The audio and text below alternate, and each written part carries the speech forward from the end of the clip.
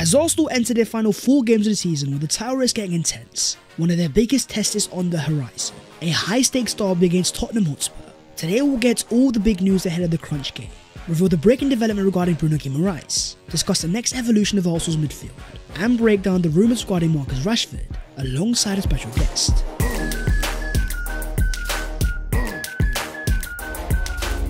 Yo, what is going on guys? My name is Baz14, welcome back to your boys channel where we've got a massive game around the corner, so much to break down. So as per, smash a like on the video if you enjoy, subscribe to the channel if you are new. But starting straight away with the title race. Entering the final 4 games of what has been a dramatic season. A title race of 3 powerhouses. The experience of Pep Guardiola, the man trying to prove himself in Mikel Arteta, alongside Jurgen Klopp in his final season. On Wednesday, we saw a decisive result, as Liverpool went to Everton and lost 2-0. Dominic Calvert-Lewin rising highest to provide Liverpool a dagger. Isn't it just pretty ironic? The former club of Mikel Arteta, with Everton beating Liverpool in the Premier League for the first time ever since Mikel Arteta was in their team in December 2010, a game in which he scored. What that means is after spending 87 days top of the Premier League, Liverpool find themselves 3 points behind Arsenal with the same games played. And you have to talk about the difference in narratives. Where last year a young Arsenal side rose from 5th to 2nd, fought for a title out of nowhere, yet were labelled bottle jobs after missing out to Pep Guardiola's treble-winning City. You've now got pundits like Jamie Carragher saying the Liverpool owe form, but I can't say that I'm surprised. In 2024, where Arsenal conceded 5 goals, Liverpool have conceded 18, with even Jurgen Klopp saying, "I watched Arsenal vs Chelsea for 5 minutes and thought that's enough, it doesn't help now." It was always going to be the control of Arteta and Pep versus the chaos of Jurgen Klopp. And there's a reason why Mikel favours control. With Man City winning 5 out of the last 6 league titles, Liverpool only winning 1. It's the best example of sustainability. Control is a lot more consistent than chaos. Jurgen Klopp is falling short in his final season, with West Ham providing yet another dagger, a 2-2 draw at the London Stadium. Salah and Klopp seen arguing on the touchline. But we can't forget about the robots in Manchester. We're not talking about the faulty ones United, we're talking about the imperious Man City, who in the latest showing went to the Amex and won 4-0. De Bruyne scoring 1 and Foden scoring 2.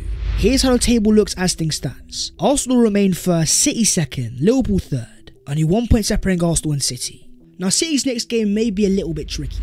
A trip to Nottingham Forest, who are fighting for their lives, at a ground the City lost last season, but it does all pose the question. Despite Arsenal having so many good underlying numbers, the highest XG goal difference in the league, miles ahead of City and Liverpool, how have City still got control? Even though Arsenal have lost to the likes of Villa and Fulham, we've only lost 1 game in 2024. We've dropped the least amount of points. But then you look at Man City's record. 13 wins out of the last 17 with 4 draws and 0 defeats. As things stands, they are 18 games unbeaten. Mikel Arteta's Arsenal are definitely improving. Showing strength in April we didn't show last year, but we're also going toe-to-toe with one of the greatest of all time. A team that if they beat Arsenal to the title, will have to go out and make history. But what about the narrative around Mikel Arteta? Now well over 200 games as an Arsenal manager, over £500 million spent, pressure may be building, but we have to provide context. As pointed out perfectly by my co-host on the Cannon podcast, since Arteta's arrival, Chelsea have spent £1.4 billion, United £740 million, City not far apart, and even Spurs spending more than Arsenal. The money that Arsenal has spent is not ludicrous, instead making sensible investments that because of rival jealousy, they try to build a narrative. David Ornstein says, "I'd be quite excited if I was an Arsenal fan, because the record and transfer market of late has been pretty good." Reports have already confirmed that the Arsenal owners are set to back Mikel Arteta again, with funds definitely available and midfield being a prominent position. According to reliable reports coming out of the UK, Arsenal have concrete interest in Bruno Guimaraes, with more reliable reports confirming Bruno has a £100 million release clause in his contract, with the last date to activate it being June the 30th. The release clause can be paid over 5 years, with Arsenal, City and PSG all interested. 26 years of age, entering the peak of his powers. A former target of Edu Gaspar, his heat map shows that he's versatile, comfortable deep on the left and right hand side, with a very impressive 10 goals and assists this season, despite playing a lot of minutes as a number 6. What Arsenal looking to do is evolve their midfield, add profiles that are brave, not scared to make things happen. So looking at Guimaraes' 51 passes per game, and a very impressive 3.6 long balls, what stands out more is his 2 successful dribbles per game, at a very high 65% success rate. When you think about the current Arsenal side and our ball carriers, Martin Odegaard is our only natural one, with a Mill Smith Rowe not quite in the first team. Bruno would offer Arsenal something different, a Maverick that has also won more duels and more fouls than any other player in the Premier League this season. He's the only player in Europe's top 5 divisions to make 60 plus tackles and complete 60 plus take-ons in the league. As Ben Jacobs says, despite having a £100 million release clause, there's reportedly also a verbal agreement in place that Bruno Guimaraes will be allowed to talk to Champions League clubs, and offers below his release clause will be engaged, providing they exceed £80 million. The only concern I would have is temperament. When you go and spend £100 million, I expect a Declan Rice, a near perfect midfielder that's always available, as great off the ball as he is on it. As Arsenal fans have seen Bruno this year, he can be a bit of a hothead. In terms of other targets though, Arsenal also are looking in Ligue 1. As reports in France confirm, Arsenal are monitoring the situation of Youssouf Fofana, with the French international only having 1 year left on his contract this summer. 25 years of age, available on a cut price deal, less than half the value of Bruno Guimaraes. Fofana is more of a 6'8 hybrid, decent at dribbling with a 61% success rate. The fact that he can play deeper could also affect Declan Rice. If Mikel Arteta sees him more as a number 8, Fofana could actually be our perfect Thomas Partey replacement. But as Arsenal try to get themselves to the next level, we're also in need of a maverick profile, that Jamal Musiala type of profile, able to receive under pressure and make something out of nothing. That's where I'm looking at Crystal Palace, with Eberitse as now 25 years of age. A former Arsenal Academy player, has got 8 goals and 3 assists in 21 league starts this season, with his heat map showing he's very comfortable in those left half spaces, exactly where Arsenal need it. Able to play in midfield but also out wide. Look at these ball carrying numbers, 2.5 dribbles per game at a 52% success rate. And think about when Arsenal play Palace, the fear that Eze causes with his directness, dribbling that can carve open any system. As former Arsenal player Mikel Sylvester says, both Elise and Eze are quality players, but I don't think one is a better fit for Arsenal than the other. I think they can both play for a lot of teams in the league. They have an X factor of Crystal Palace, they create chances, they are unpredictable and they score goals. When you look at Pep signing last summer of Jeremy Doku, a maverick profile that is different to what he had, Elise and Eze fall into similar categories. And according to BBC Sport, Crystal Palace will entertain offers for Eze and Elise this summer for deals over £60 million or more. But let's move on to Mikel Arteta's forward dilemma. In an Arsenal attack that has scored now the most goals in the league, despite a need for a striker, a common theme is developing. Start Kai Havertz up front and he's going to score goals. Bagging 2 more against his former side Chelsea, Havertz now has 11 league goals this season from next year of only 10.4. He's only missed 11 big chances and has a decent 19% goal conversion.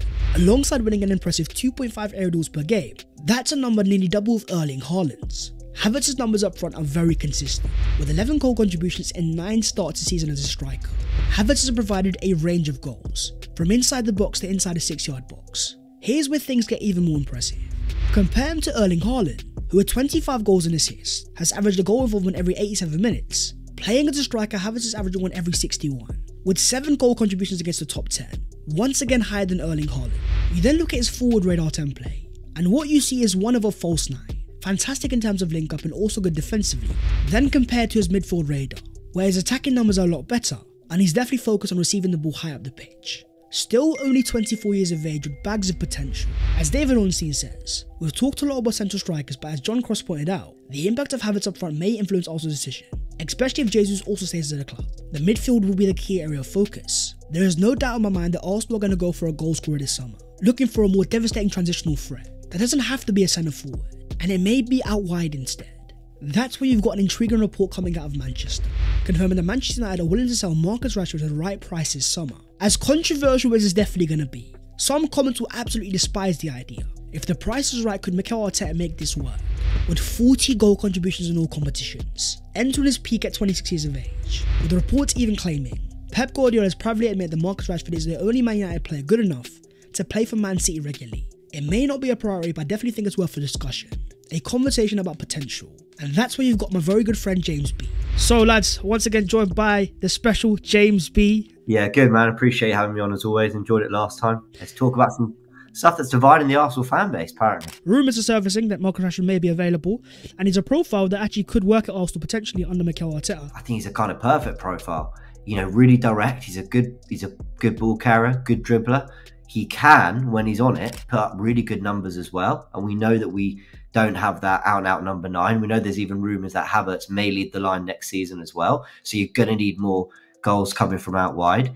If you're talking purely the profile, the qualities he's got, yeah, I think he could add a lot to this Arsenal team personally. It's one of those where I think a lot of fans will have the off-the-ball concerns, right? And we have to use Kai Havertz as a good example. Before we signed him, we have to understand what the fans think that was not going to work out. They were talking about his off-the-ball work, and look how he's worked under Mikel Arteta. If Marcus Rashford can work off the ball and Mikel Arteta can convince him to buy into the project, surely it becomes a no-brainer at the price tag of £60 to £70 million. You tend to say, oh, this player's scoring lots, but God, he's a bit lazy, isn't it? But I don't remember hearing any of that about Marcus Rashford. So is it a Ten Hag thing? Is it State of Man United thing? They're not exactly a super high pressing team. Tactically, they're kind of all over the place. Having said all that, as I knock my mic, Rashford, like a lot of fans, even those that I knew kind of really rode for Rashford, have pulled up his work rate as well. And you kind of got to listen to those who watch him week in, week out and sort of understand the player. When they watch his 90 minutes 38 times a season in the league and beyond with every other competition. We saw us in the Champions League and we saw exactly what we missed, which is a moments player. A player that is a bit scary in transition, that is devastating, right? And if you think about players that also come up against and Arsenal fans fear the most, Rashford is one of those players because we know how he can be inevitable. He's got pace, he's got a lot of power in his play, and of course we saw last year he can score quite a few goals. Versatile, left wing, down the middle, maybe in the right end as well. He's still entering his peak years, he's not really old. The contract would be expensive, but Arsenal could definitely afford it. Is it one of those things where we're looking at it almost like a used car versus a new car? This is a used BMW, better maintenance. This, I'm taking this from George on the Cannon Pod, and you know the engine still works and it's nice and smooth. Bit of maintenance to do, but if you can get it right, you got a bargain. It's a great analogy because you actually just mentioned pace and shots from distance, and actually we don't really have that in the team. We don't really have that kind of moments player, and we also don't have a player that turns defence into attack, you know, with one pass. Now in fairness, we've got the passer, look what Ødegaard did with Havertz the other day, but do we always have the runner? I think Martinelli and Saka can do that, but they're always so focused on their defensive duties. You almost want a slightly lazier, I'm going to hang on the shoulder outlet can be found, but again, that's all about coaching and tactical approach too. So I don't question the talent. Forget what he's like personality-wise or whatever. I don't know, by the way. I'm just putting that out there. You know, you give that player to Mikel Arteta.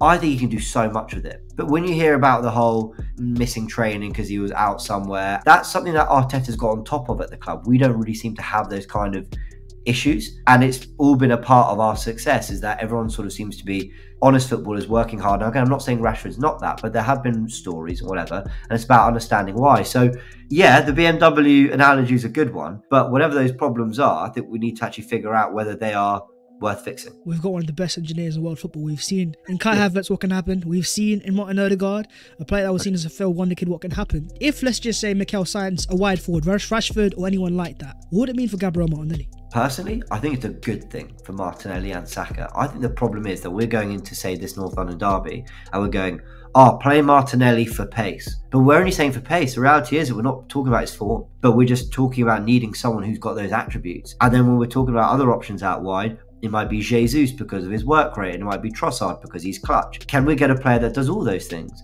Now, I think Martinelli can actually do all those things, but the problem is he's a unique profile in our squad because Reece Nelson hasn't been trusted. So whoever we sign, this is actually one slight drawback on Rashford, is he's never looked comfortable on the right. I think loads of managers like Ranić, like Solskjaer, like Ten Hag have tried him on the right. He's never looked comfortable. To be fair, when you look at the work Arteta did with Raheem Sterling, could there be similarities in the way he coaches Rashford to be more comfortable out on that side? I think he could do really well hugging the touchline out there. You're going to need someone who's comfortable to cover for Saka and Martinelli. The reality is that we want to go far in 4 competitions. There's loads of football to play, and there's injuries that will inevitably happen. So can we have a few more like-for-likes in the squad? I think Rashford allows us to.